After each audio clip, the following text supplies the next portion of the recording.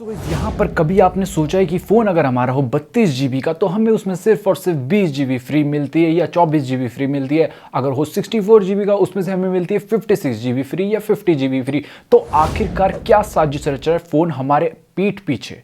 आज हम इसका खुलासा करेंगे, तो वीडियो को एंड तक देखते रहिए ताकि आपके सारे डाउट्स यहाँ पर क्लियर हो जाए। और अगर तुम चैनल पर नए आए हो तो चैनल को सब्सक्राइब करने का, वीडियो को लाइक करने का, अपने दोस्तों के साथ भी शेयर करने का। समझे क्या? लाइक वाला बटन दब जाना मांगता है, नहीं तो साला सबको फिनिश कर डालेगा।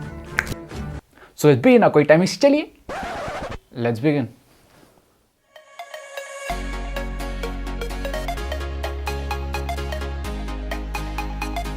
सो गाइस, यहाँ पर आगे बढ़ने से पहले आप सभी के लिए सवाल है कि आपका जो फ़ोन है उसमें कितना GB ऑफ स्टोरेज है, या आप कोई SD कार्ड यूज़ करते हैं? नीचे कमेंट सेक्शन में कमेंट करके ज़रूर बताना। सो गाइस, जब हम यहाँ पर एक फ़ोन लेते हैं 32 GB का या 64 GB का, तो हमें पूरी प्रॉपर स्टोरेज देखने को नहीं मिलती है, क्योंकि यहाँ पर जो है बहुत सारी जो फाइल्स होती हैं वो इनबिल्ट ही होती है, जिन्हें हम एक्सेस नहीं कर सकते, डिलीट भी नहीं कर सकते, एंड पता नहीं वो कौन सी फाइल होती है। सो अभी हम उसके बारे में बिल्कुल यहाँ पर खुलासा करेंगे। सो यहाँ पर आपने फ़ोन जब भी चलाते हैं तो उसमें बहुत सारी चीज़ें इंक्लूड होती हैं। सो यहाँ पर जो है पहली चीज़ के बारे में अगर हम बात करें, जो फ़ोन का जो है होता है बूट लोडर।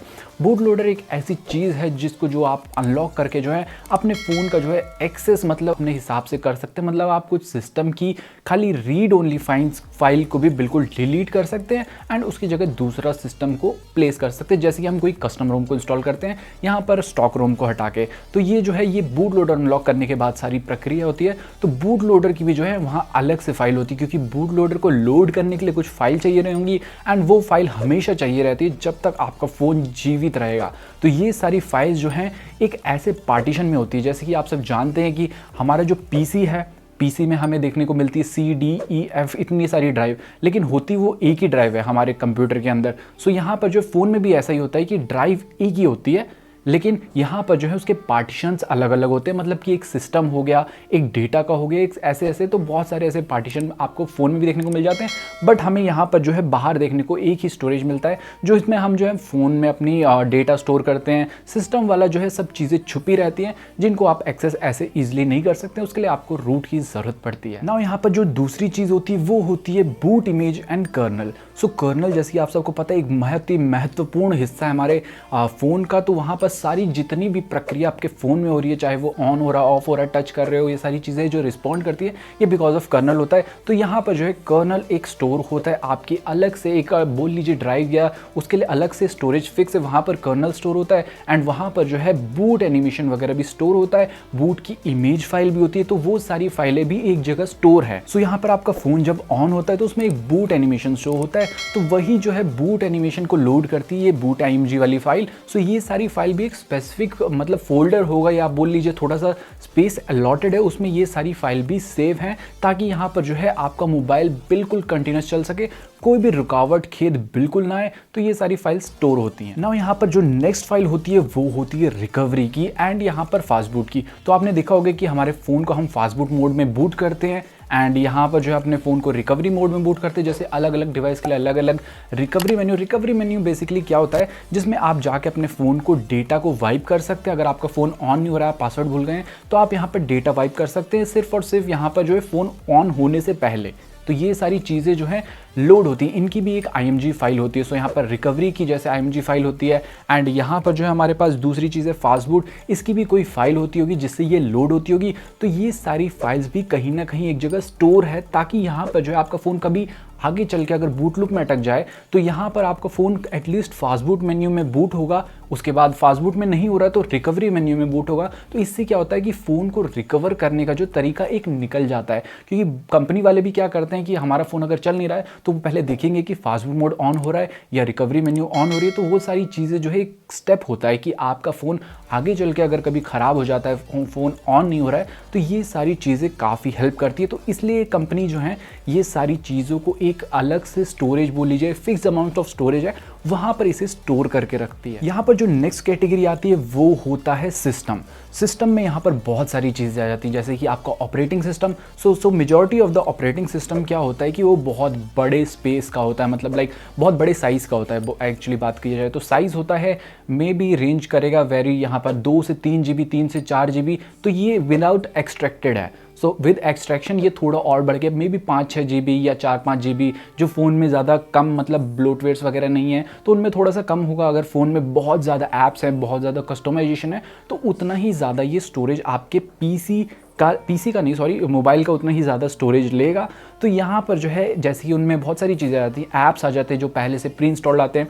अगर आप जैसे कि आपके पास एक फ़ोन है रियलमी कंपनी कुछ ऐप्स जो है प्री इंस्टॉल्ड देती है। अगर आपने बाई चांस किसी ऐप को उड़ा दिया, ADB या किसी भी मेथड से उड़ा दिया, अगर आप अपने फ़ोन को रीसेट करेंगे तो वो ऐप दोबारा से आ जाएगा। तो इसका मतलब क्या है कि वो सारे ऐप्स भी कहीं ना कहीं एक जगह स्टोर हैं, तो वो सारी स्टोरेज में भी जो है उनकी जगह जा रही है।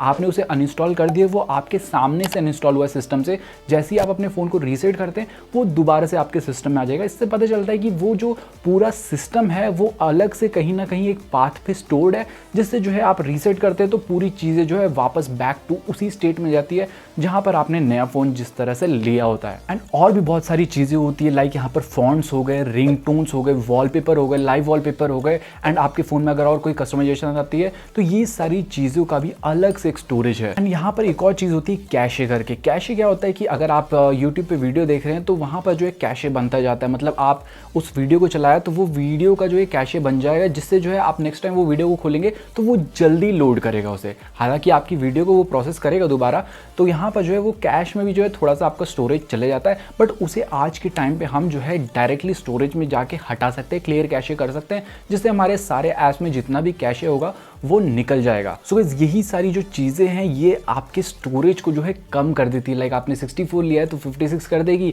तो इनमें जैसे इंक्लूड हुआ, जैसे हमने सारी चीज़ें बात की, यहाँ पर बूट लोडर हो जाता है, बूट इमेज एंड कर्नल हो जाता है, रिकवरी हो जाती है, सिस्टम का ऑपरेटिंग सिस्टम हो जाता है, एंड ऐप्स वगैरह हो जाते हैं। तो यही सारी चीज़ें जो हैं आपके स्टोरेज को बिल्कुल कम करके आपको गिना चुना स्टोरेज देती है। तो ये चीज़ें ज़रूरी भी है एक्चुअली देखा जाए तो, क्योंकि यहाँ पर जो है कुछ भी चीज़ें ऊपर नीचे होती है तो कंपनी वाले ऐसा नहीं है कि आपको एक फ़ोन बना के दे दे उसमें आपको पूरी स्टोरेज देते हैं, उनका बैकअप प्लान भी होता है। अगर कुछ चीज़ें ख़राब हो जाए हमेशा वो पॉजिटिव चीज़ें लेके ही नहीं चलते हैं, वो चीज़ देखते हैं कि नेगेटिव में क्या, अगर फ़ोन ख़राब हुआ कल के दिन तो क्या क्या ऑप्शन रहेंगे यूज़र के पास उसे ठीक करने के लिए।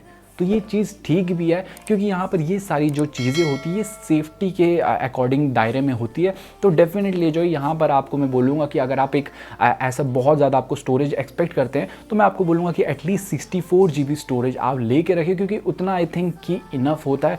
अगर आप बहुत ज़्यादा मूवीज़ वगैरह देखते हैं तो आजकल OTG वगैरह भी ये सब चीज़ों से आप लगा के देख सकते हैं। सो मिनिमम जो है 64 एटलीस्ट होना चाहिए। 32 GB मैं नहीं बोलूँगा आज के टाइम पर लेने में, क्योंकि 32 GB कम हो जाती है आज के टाइम पर। हम फोटो वगैरह भी क्लिक करते हैं, काफ़ी ज़्यादा बड़े साइज़ की होती है, तो डेफिनेटली यहाँ पर मैं बोलूँगा 64 GB के साथ जाइए। सो गाइस यही सारी चीज़ें हैं जो आपके फ़ोन के स्टोरेज को बैकग्राउंड में जो है बिल्कुल भर के रख देती है, जिससे जो है आप गेमिंग वगैरह को जो है आप बिल्कुल पूरा प्रॉपर इंस्टॉल नहीं कर पा सकते।